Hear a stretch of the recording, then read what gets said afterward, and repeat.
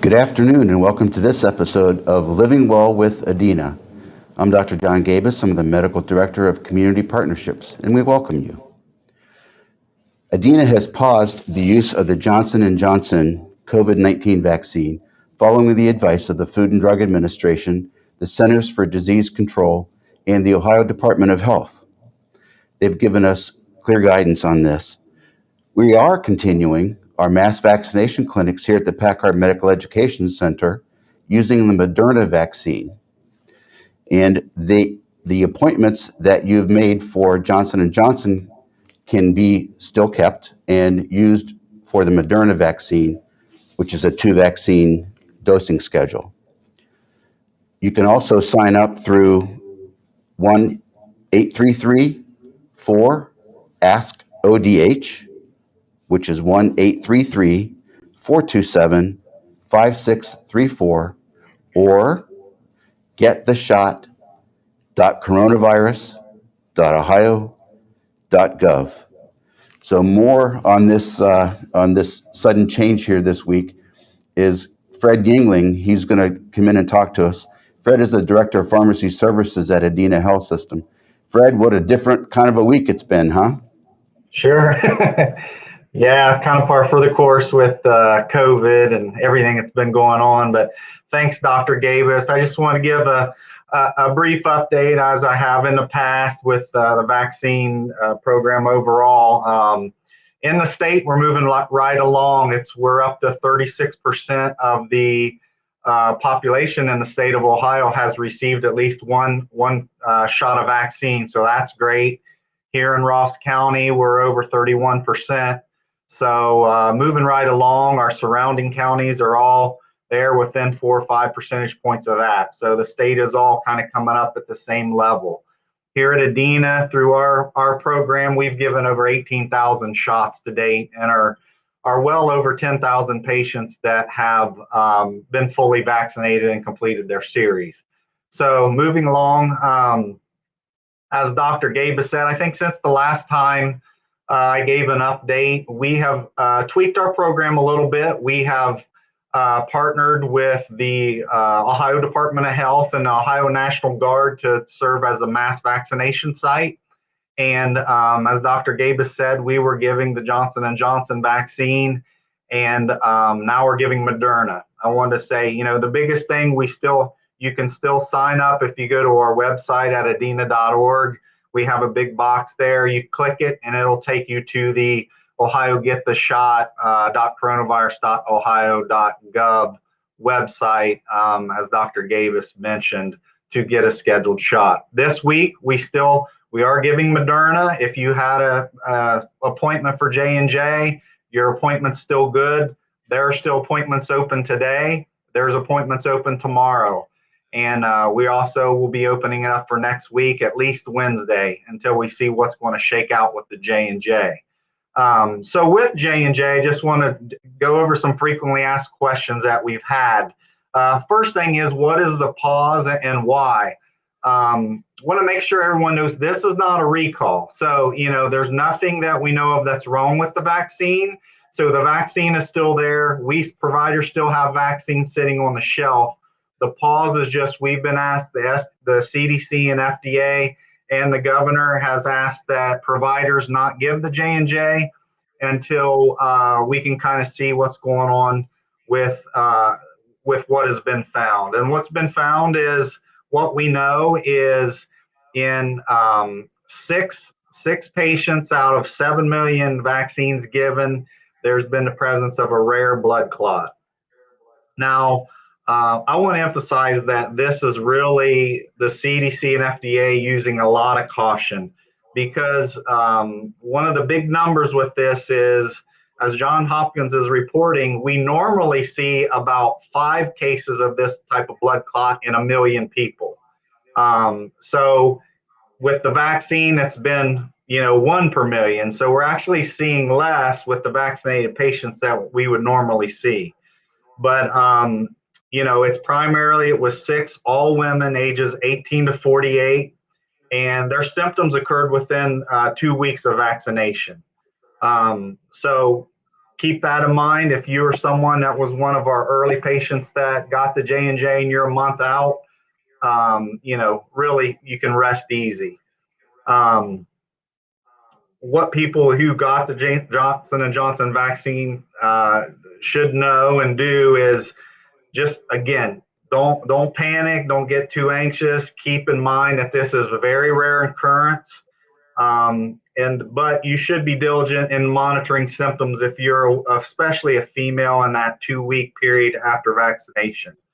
Some of the symptoms you would want to look for is if you're having a severe headache, any kind of stomach pain, leg pain, definitely shortness of breath. If you're experiencing those types of symptoms, definitely get in touch with your primary care provider, or if it's really out of the ordinary, head on into the emergency department or call 911.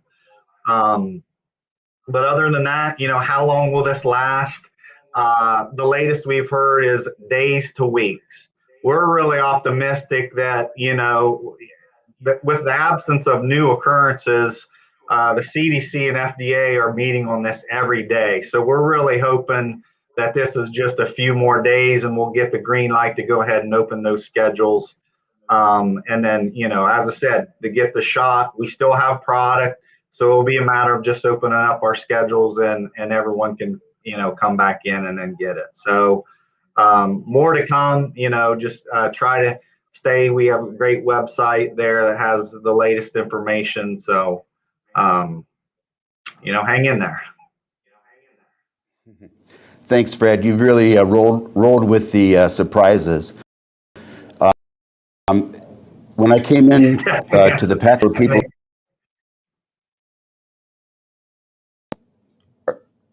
so I want to give a shout out to the Ohio National Guard for their efforts. Yes, definitely. They've been a huge help as we've needed the relief.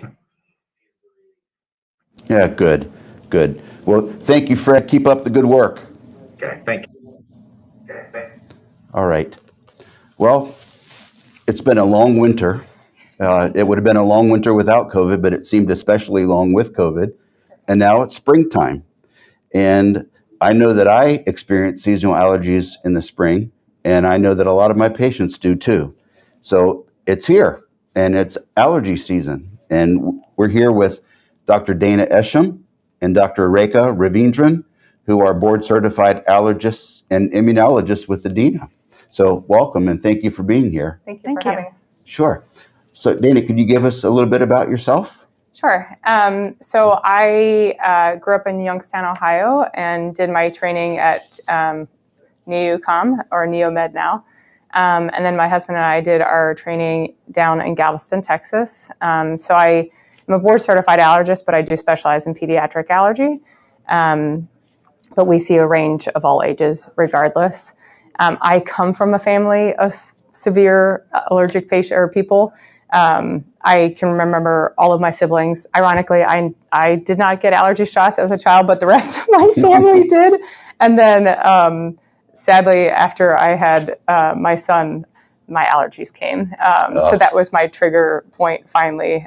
So I was genetically ready for the allergies, but didn't have them until later in life. So I understand firsthand what it's like to have allergies.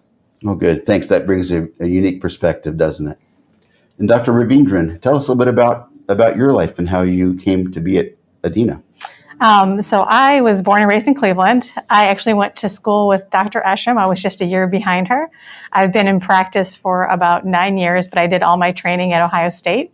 And I joined Adena in October, so I've been lucky to be here for the past 6 months. For allergies, I actually had anaphylaxis as a med student. I had pancake syndrome.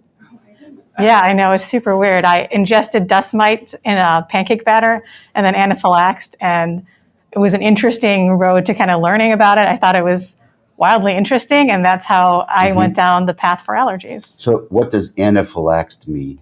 Anaphylaxis is a severe allergic reaction. So for me, that was facial swelling. I had respiratory distress. I had lip swelling, a little bit of tongue swelling. And we did not use an EpiPen because I didn't have one, but I did take a lot of Benadryl. You should use your EpiPen in that situation. But I learned a lot about that since then. Wow, thanks. And so you both bring this unique perspective in allergy and immunology to Adena. So thanks for being here. Dr. Esham, what are seasonal allergies? What causes them? And what are some of the symptoms?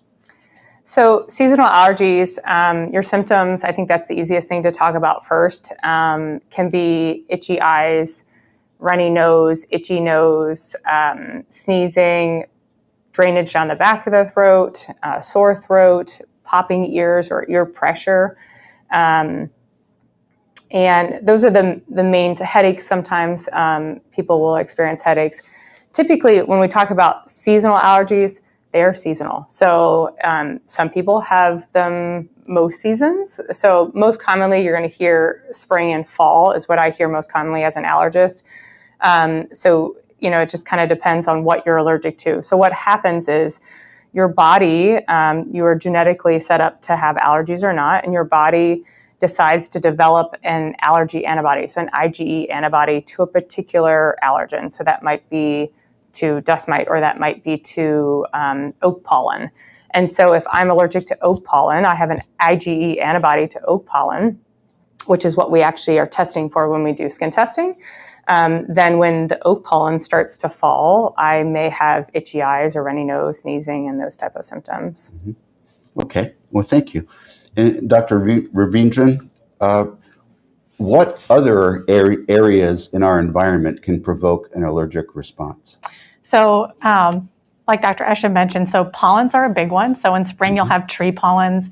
In summertime, you'll have grass pollens. In fall time, you'll have weed pollen. So they'll change over the course of the year, which, depending on what you're sensitized to, that's when you may notice worsening symptoms in your particular season.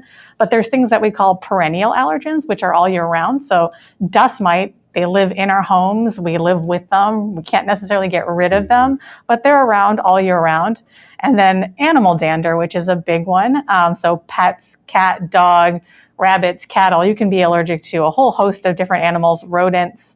Cockroach is another one that, we're often exposed to in basically any big city. You'll see that, or any city really, or big buildings. And then molds, you can also be allergic to as well. Okay, thank you. So what are some ways to reduce exposure to these elements that will induce an allergic response? I know that I take care of a lot of farmers, and agriculture is a big industry in our county. How would you help them to minimize the exposure, and then just folks that live in the community? So with pollens, they're going to be outside. We don't want you to stay indoors and live in a bubble. We know you have to be outdoors. So if you know you're going to be outdoors for a long period of time, I think masks have actually helped quite a bit for people who suffer from allergies, because you're covering up your respiratory tract, so you're not inhaling things as much. So people who have difficulty when they're cutting the grass or being outdoors, using a mask can be very helpful. If you've been outdoors for a long period of time, taking a shower, removing those clothes so you're not taking the allergen to bed with you, not making your outdoors your indoors as well. When it comes to things like dust mite, there are some dust mite proof covers you can do. You can wash your bedding in hot water once a week. You can keep the humidity down a little bit, and that can all help with kind of dust mite avoidance. You can't necessarily get rid of them, but decrease your exposure. And then for animals, I always have the unpleasant task of telling people, if you're allergic to your animal, as an allergist, the best thing to do is remove the animal from home. But I understand reality, and if the animal's not going to go from the home, keeping the animal out of your bedroom can be really helpful because that's a place where you sleep. You spend a lot of time constantly inhaling allergen. And then washing animals frequently can actually decrease their dander production. So that can be helpful as well.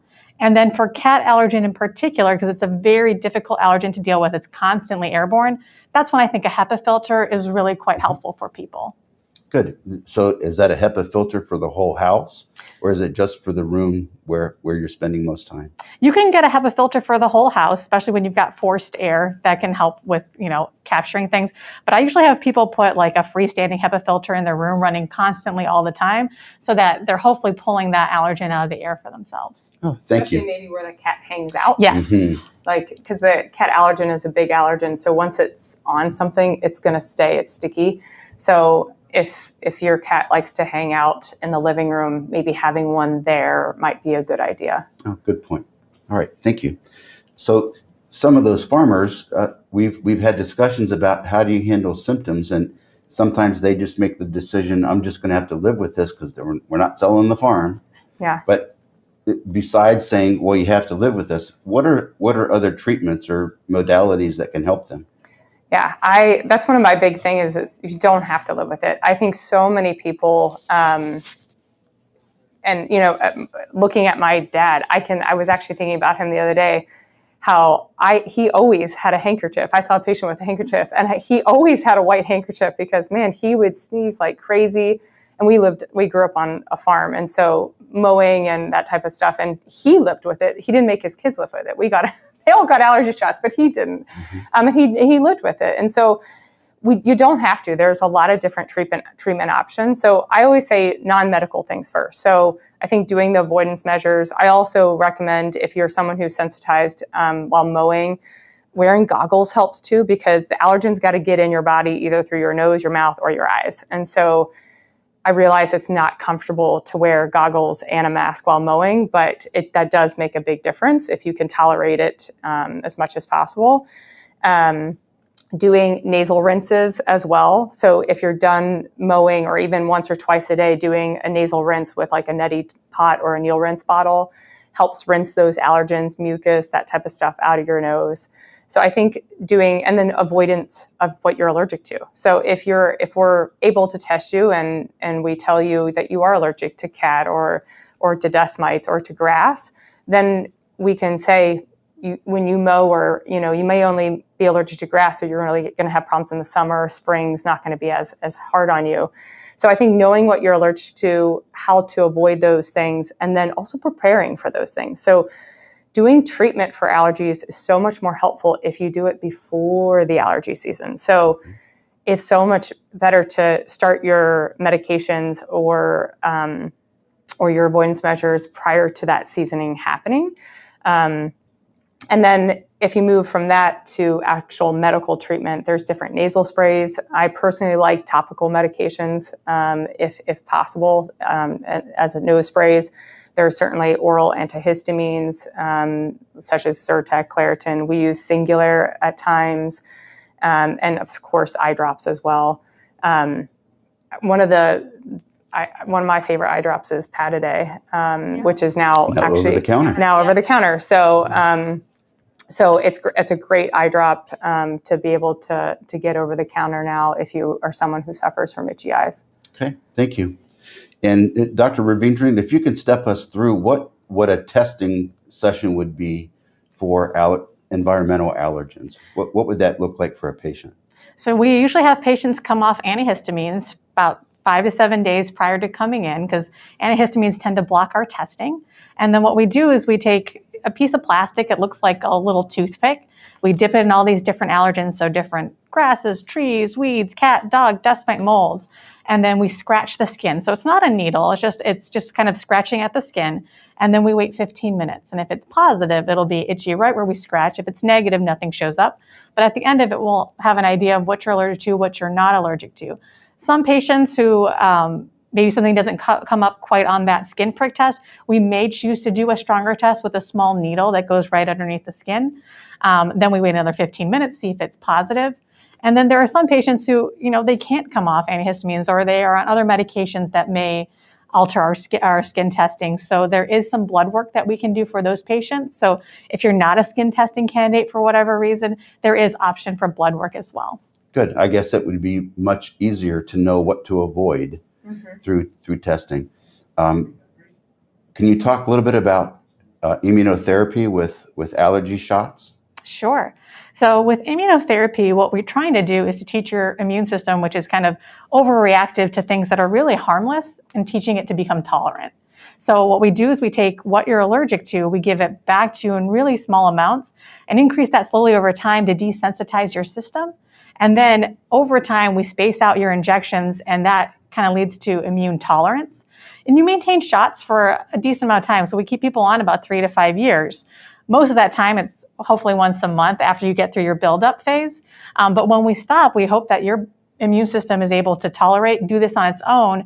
And then hopefully at that point, you're on very little medication, if anything at all. Oh, great. Do antibiotics play any role at all in the treatment of allergic rhinitis or seasonal allergies? No, so we use antibiotics for bacterial infections, which is not involved in this type of in your allergy symptoms. In talking about the allergy shots, we do here at Adena offer 2 types of allergy shots. So traditional shots, like what my family did growing up, was doing weekly injections, where you come in, you get a shot once a week, and we build you up slowly over about an 8-month period. At Adena, we are offering a form of immunotherapy called cluster immunotherapy, where we cluster those shots together. So it's a shorter build-up period.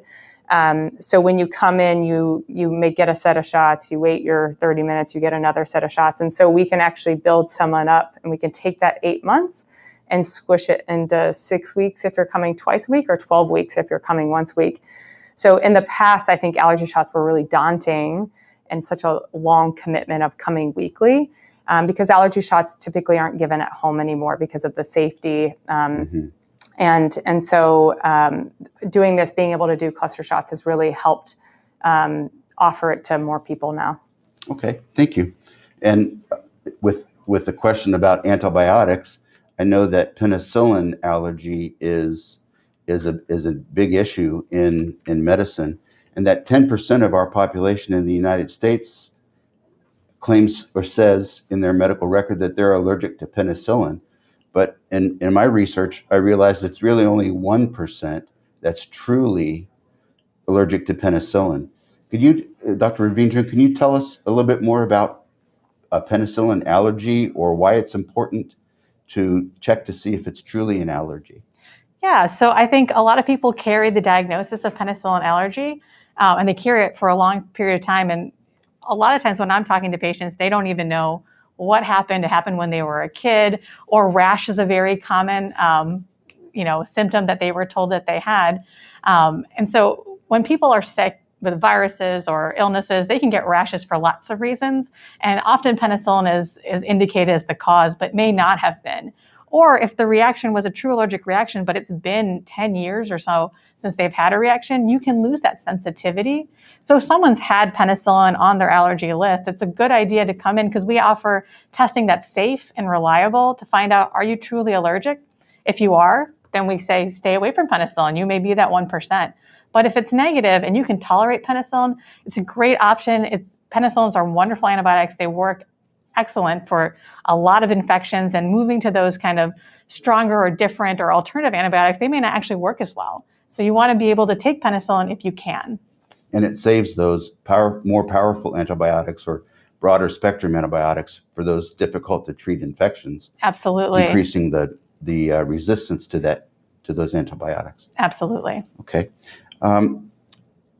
So what happens, Dr. Esham, if you have a true penicillin allergy and you're exposed to penicillin?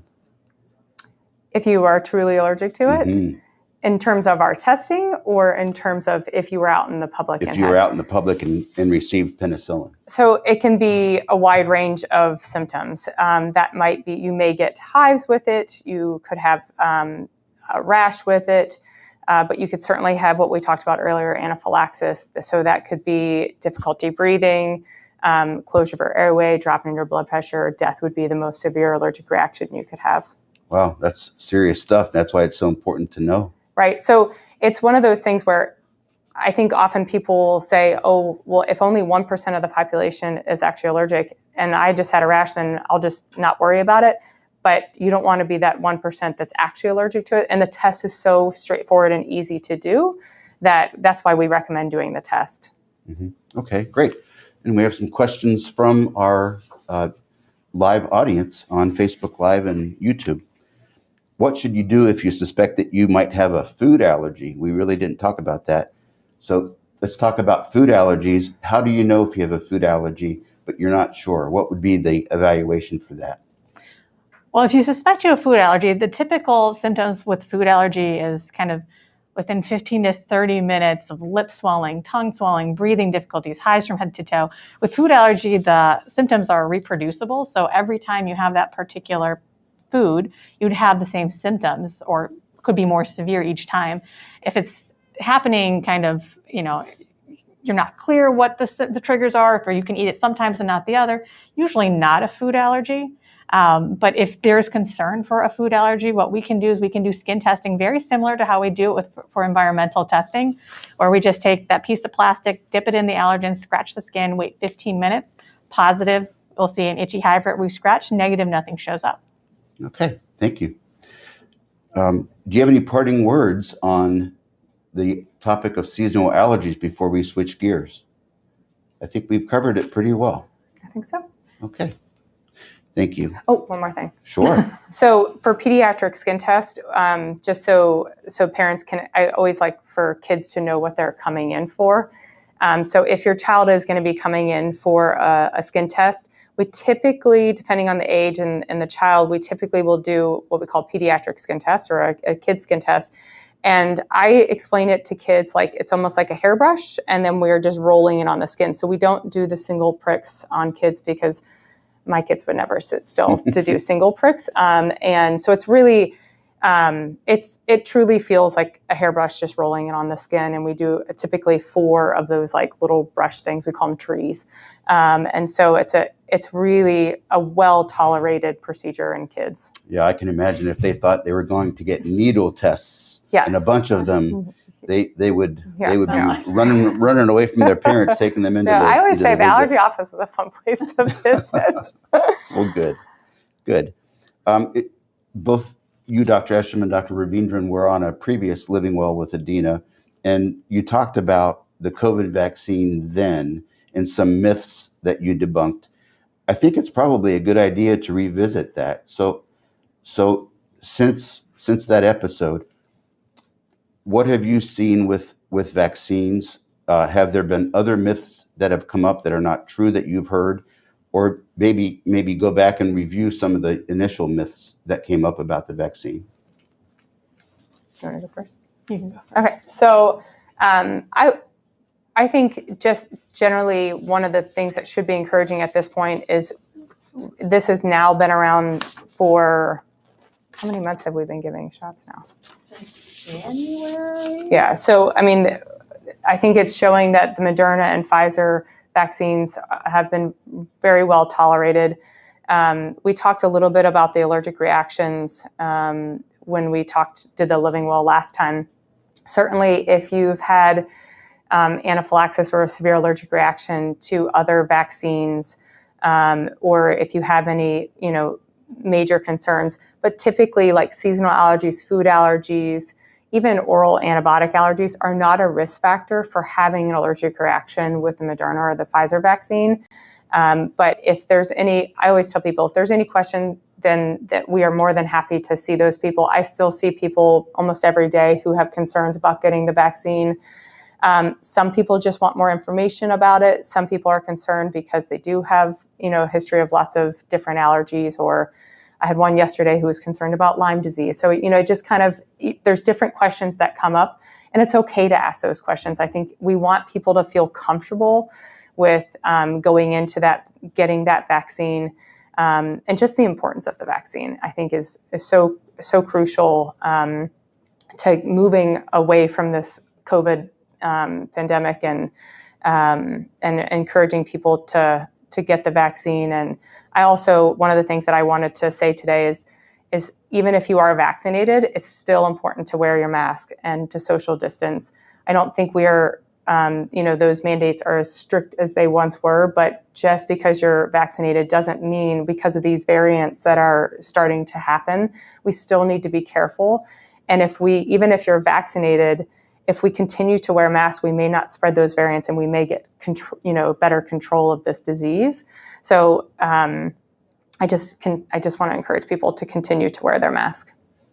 And continued mask wearing may improve the symptoms of Seasonal seasonal allergies. allergies. Seasonal allergies. Absolutely. I know that when I would be outside in a particular part of my yard, I would always start to have nose running and eye itching and sneezing, and I avoid that part of my yard now.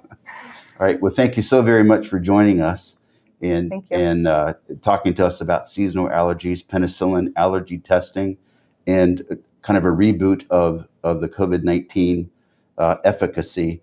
I've been telling my patients when they ask, what's the best vaccine? I say, whatever one you can get right away. I agree. So I would encourage folks to please go out and get your vaccine. And we will still be providing our mass vaccination site here at the Adena Packard Medical Education Center. And you can call to make that appointment through 1-833-4-ASK-ODH or 1-833-427-5634, or by visiting gettheshot.coronavirus.ohio.gov. All right. Thank you so very much for joining us, and we'll see you back here April the 29th. Look forward to seeing you then. Have a good day.